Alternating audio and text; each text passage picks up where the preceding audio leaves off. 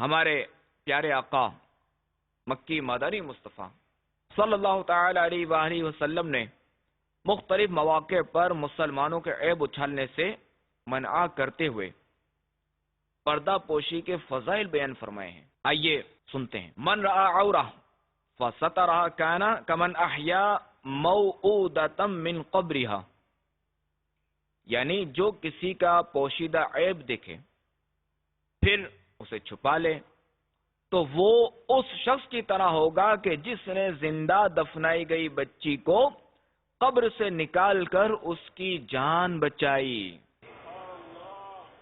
یعنی دیکھیں کہ پوشیدہ عیب دیکھ کر اسے چھپانے کا کیا مرتبہ ہے.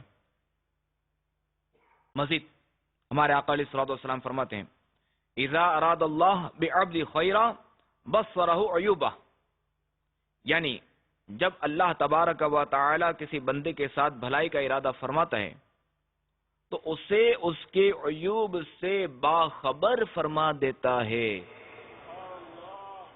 مزید فرماتے ہیں ہمارے آقا علیہ الصلوۃ والسلام من ستر مسلما ستر اللہ یوم القیامہ، یعنی جو شخص کسی مسلمان کی عیب پوشی کرے تو خدا ستار عز و جل قیامت کے روز اس کی عیب پوشی فرمائے گا.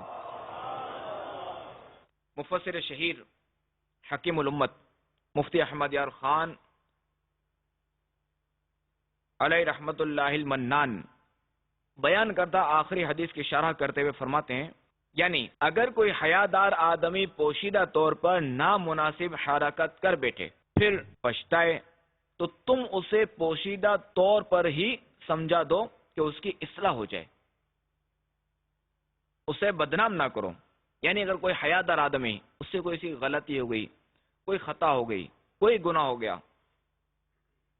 اور اب وہ پچھتا رہا ہے، آپ رحمت اللہ تعالی علیہ فرماتے ہیں کہ اسے جو نا پوشیدہ طور ہی پہ سمجھا دو، یعنی اسے اکیلے ہی میں سمجھا دو تاکہ اس کی اصلاح ہو جائے اور اسے بدنام نہ کرو.